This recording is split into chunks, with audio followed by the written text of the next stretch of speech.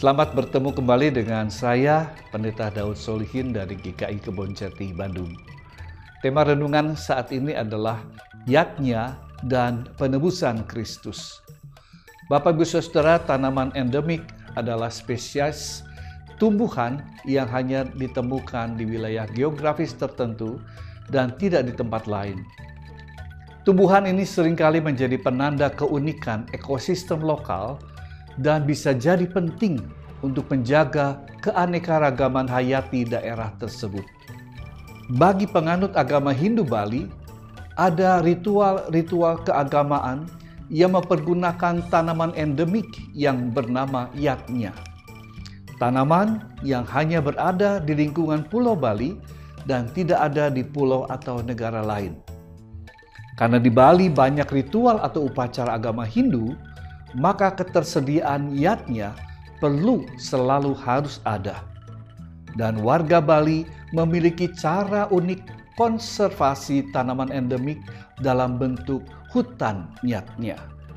Inilah hutan yang berisi aneka tumbuhan yang dilestarikan karena fungsinya yang sangat krusial dalam ritual agama dan adat istiadat. Yatnya sendiri artinya adalah persembahan tulus ikhlas. Biasanya dalam bentuk dasar seperti puspam, yaitu bunga atau daun, pujam, mantra atau doa, dan tirtam, yaitu air. Desa adat Padang Tegal, Ubud, membuat hutan Yatnya selama beberapa tahun ini untuk memenuhi kebutuhan sarana ritual yang biasanya sulit didapat karena tanamannya jenis endemik, tumbuh khas di suatu tempat dan mulai langka. Uniknya hutan ini walaupun dibuat di lahan desa adat Padang Tegal, namun terbuka bagi warga di luar desa. Syaratnya tidak sulit, yaitu dengan mempersembahkan canang, yaitu sesajen dari ketiga unsur dasar itu. Pola pemeliharaan tanaman Yatnya ini bisa menjadi contoh dari tindakan menjaga dan memelihara lingkungan kehidupan. Pemeluk agama Hindu belajar melestarikan tanaman Yatnya agar selalu dapat dipakai dalam ritual keagamaan mereka.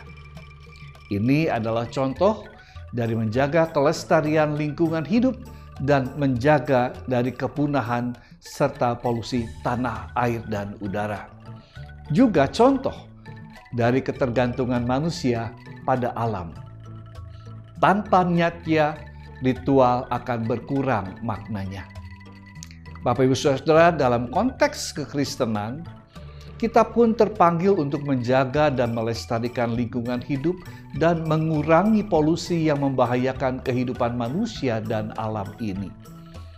Sebuah ayat yang terkenal yaitu Yohanes 3 ayat 16, Tuhan Yesus berkata, "Karena begitu besar kasih Allah akan dunia ini, sehingga Ia telah mengaruniakan anaknya yang tunggal, supaya setiap orang yang percaya kepadanya tidak binasa, melainkan beroleh hidup yang kekal." Dalam teologi lingkungan hidup, penebusan Tuhan Yesus Kristus berarti mengembalikan atau memulihkan hakikat dunia yang diciptakan Tuhan ini ke dalam keadaan baik. Itu bisa kita bandingkan dengan apa yang sudah dituliskan di dalam kitab Kejadian 1 ayat 31, di mana Tuhan mencipta dan semua dalam keadaan baik. Dosa keserakahan manusia memiliki daya rusak dan menurunnya daya topang pemenuhan kebutuhan manusia itu sendiri. Karena itu kita perlu memanfaatkan dengan baik hewan, tumbuh-tumbuhan, dan hasil tanah yang berguna sebagai daya dukung kehidupan manusia. Karena itu orang Kristen tidak hanya mengutamakan pemberitaan tentang tindakan Allah yang langsung melalui penyataan kasih dan anugerahnya, melainkan juga secara aktif ikut memelihara dunia ini secara pribadi maupun bekerja sama dengan lembaga-lembaga yang memiliki visi dan misi memelihara keberlangsungan kehidupan dunia ini. Tuhan Yesus memberkati. Amin.